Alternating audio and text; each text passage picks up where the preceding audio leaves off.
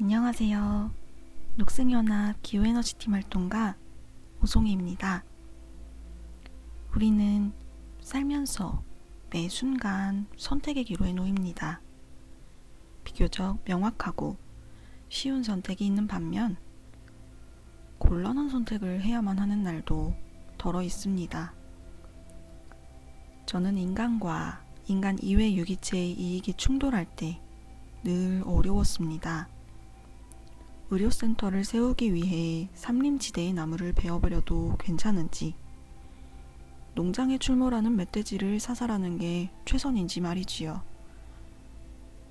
문명사회에서 대체로 우선시되는 건 인간의 이익에 기반한 선택이었습니다. 그러나 인간에게 자연을 파괴할 권리가 주어졌던가요? 만약 자연에게도 인간과 같은 권리가 있었다면 어땠을까요? 저는 이러한 막막함을 해소하고 싶은 마음에 이 책을 읽기 시작했습니다. 이번에 제가 고른 책, 자연에 대한 존중은 생명 중심 이론을 기반으로 인간과 인간 이외 유기체들이 존중받으며 공존할 수 있는 도덕적 토대를 제공하는 책입니다. 지금부터 제가 선택한 부분을 함께 읽어보도록 하겠습니다.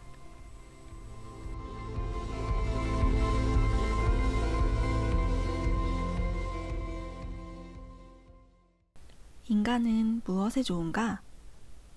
이 질문은 사람이 어떤 목적을 위한 수단으로만 유용하다고 추정하는 것 같아서 적절치 않다고 여기듯이 다음 질문도 생명 중심의 관점에서는 부적절하다고 간주된다.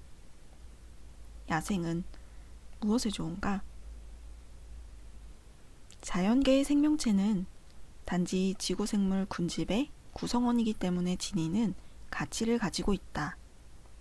그 가치는 그들이 인간에게 실질적으로 유용하거나 유용할 가능성, 또는 인간이 그들을 즐겨 바라보거나 연구 대상으로 흥미를 가진다는 사실에서 나오는 것이 아니다. 인간 이외 지구 생명체에 대한 우리의 의무에 대한 근거는 본래적 가치를 지닌 존재라는 지위다.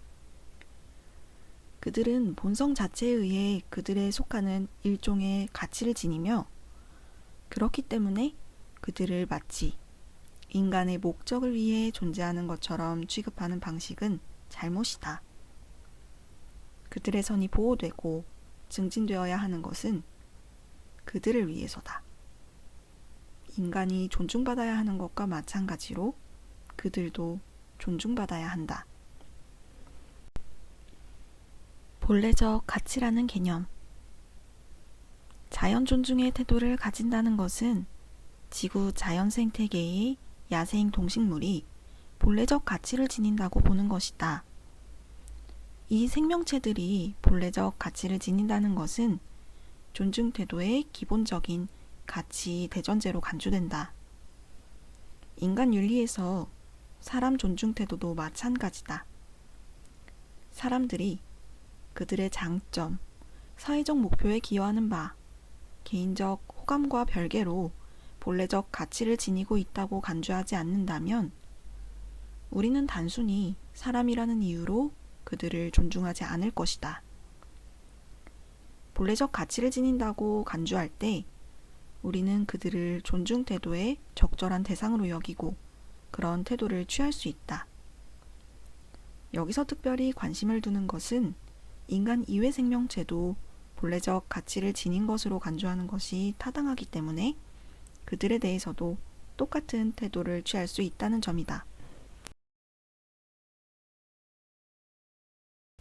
인간이든 아니든 고유의 선을 지닌 종류의 존재들 중에서도 본래적 가치라는 개념은 장점이라는 개념과 구분해야 한다.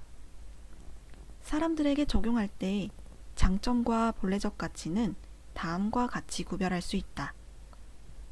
우리는 종종 누군가가 어떤 활동을 얼마나 잘하는지 또는 어떤 역할이나 직책을 얼마나 잘 수행하는지를 판단한다. 그는 상당히 훌륭한 치과의사야. 그는 우수한 테니스 선수야. 그 도시에는 인류 교양학단이 있어. 우리는 또한 한 사람이 다른 사람보다 낫거나 못하다고 또는 그 집단에서 최고나 최악이라고 순위를 매김으로써 2명 이상을 비교한다. 특정 장점의 척도에 따라 최우수, 우수, 양호, 형편없음으로 개인을 등급별로 나누는 것처럼 한 사람을 다른 사람보다 낫거나 못하다고 순위를 매기기도 한다. 이런 식의 판단이 내려질 때마다 우리는 장점에 근거하여 사람들을 평가하는 것이다. 장점 면에서 개인들이 다양하다는 것은 장점이라는 개념에 포함되는 내용이다. A는 B보다 우수한 테니스 선수일 수 있지만 B는 A보다 더 훌륭한 시인일 수 있고 둘 다 목수 실력은 형편없을 수 있다. 그런데 사람들의 본래적 가치에는 이런 식의 대조적 다양성이 없다. 이는 장점이라는 개념이 본래적 가치라는 개념과 근본적으로 다른 점 중 하나일 뿐이다. 사람들이 사람으로서 본래적 가치를 지닌다고 간주된다면 단순히 사람이라는 사실 자체가 그 가치의 바탕이므로 그들은 모두 동일한 가치를 지닌다. 이제 환경윤리 분야로 돌아가서 모든 야생 동식물에게 본래적 가치가 있다고 간주하고 그 결과를 생각해보면 앞에 인간윤리 분야와 유사하게 함의되는 바가 도출된다. 첫째, 단지 자연생태계 생물 군집의 일원이라는 사실에 의해 야생생물에게 본래적 가치가 있다면 각 야생동물 또는 야생식물은 도덕행위자가 지는 의무의 대상인 도덕 주체와 동일한 지위를 가진다고 이해된다. 어떤 종이든 상관없이 다른 종보다 우월한 종이 없으며 모두 동등한 배려를 받을 자격이 있다. 둘째, 각각은 인간의 목적을 위한 수단으로 대우받아서는 안 되는데 이는 본래적 가치를 지닌다는 지위와 모순되기 때문이다. 셋째, 각자의 선을 증진하고 보호하는 일은 궁극적 목적이며 그 존재를 위한 것으로 간주된다. 넷째, 도덕 행위자가 그런 존재의 선을 고려해야 함은 원칙의 문제이다. 그 존재에 대해 애정이 있든 없든 의무의 이행이 내키든 내키지 않든 도덕 행위자는 존중 의무가 있다.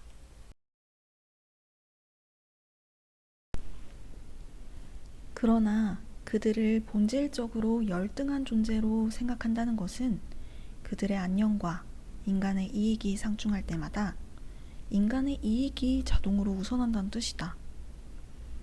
인간과 인간 이외의 존재가 모두 도덕적 배려를 받을 자격이 있더라도 둘은 동등하게 배려받을 자격이 있진 않을 것이다.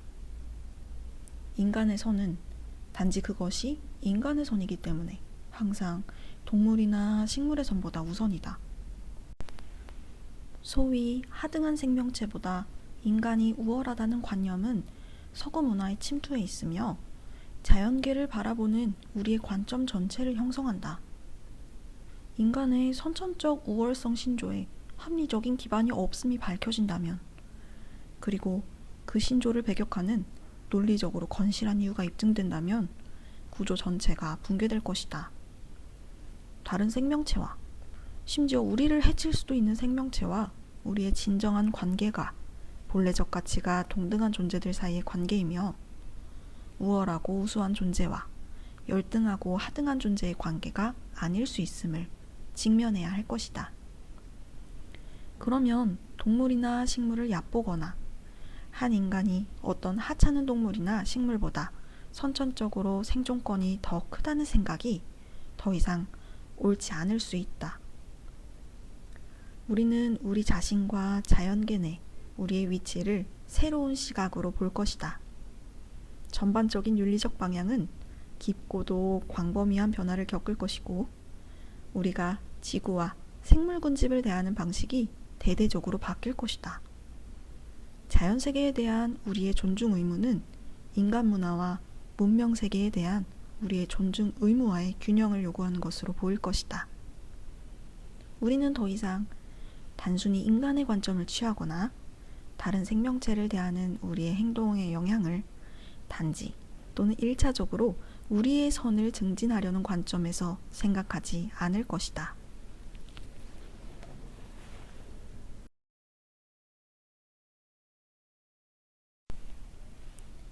5장 동물과 식물에게 권리가 있는가? 법률 체계는 그들 스스로 권리 소유자임을 이해할 수 없는 존재들에게도 권리를 부여할 수 있다. 예를 들면 어린아이, 중도 정신지체자, 정신 이상자의 경우다. 정확히 기술하자면 이 사람들은 어떤 것에 대해 청구권을 가지고 있고 법에 의해 특정 방식으로 대우받을 자격이 있다고 할 수 있다. 모든 권리 소유자의 경우와 마찬가지로 다른 사람들은 이들의 청구권이 합법임을 인정하고 이들이 대우받을 자격이 있는 방식으로 대우함으로써 이들의 권리를 존중할 법적 의무가 있다. 그러나 이들 권리 소유자는 다른 사람들과 맞서 싸우며 자신의 권리를 주장할 수 없다. 자신의 권리를 이해하지 못하므로 부여된 권리의 인정을 요구하거나 주장할 수 없다. 대리인과 보호자, 친구와 친척이 대신 그 일을 해야 한다. 그럼에도 불구하고 법률이 그들의 권리를 명시하고 공동체의 모든 사람들이 그들을 대하는 방식에 제약을 가하기 때문에 그들이 권리를 가지고 있다는 것은 옳은 말이다. 법적 권리에 대한 이 개념은 동물과 식물에 매우 쉽게 적용할 수 있는데 권리 소유자가 되는 것의 의미를 이해하지 못하고 권리를 인식하지 못하며 자신의 권리를 박탈하려고 하는 사람들을 상대로 권리를 주장할 수 없더라도 그들에게 법적 권리가 있다는 말이 정확함을 염두에 둔다면 특히 그렇다. 동물과 식물을 인간 행위자의 행동에 의해 증진되거나 손상될 수 있는 고유의 선을 지닌 존재로 간주하는 한 어떤 사회에서 그들의 권리를 소유하는 법적 지위를 가지는 것을 논리적으로 생각할 수 있다. 따라서 그들에게 특정 방식으로 대우받을 자격을 부여하는 법으로 그들의 선을 보호한다고 의미 있게 말할 수 있다. 인간의 경우와 마찬가지로 동식물의 생명과 안녕도 그들에게 특정 권리를 부여하는 법으로 보장될 수 있다. 우리 법률 체계에서 일례를 들자면 1973년에 멸종위기종에 관한 법률은 법으로 규정된 절차를 거쳐 법으로 규정된 일련의 기준에 따라 멸종위기종으로 지정된 특정 동식물 종 개체군을 법적으로 보호한다. 그런 종에 속하는 개체는 죽이거나 해를 입히거나 괴롭히지 말아야 하며 그런 행위를 저지른 사람은 벌금이나 징역에 처한다.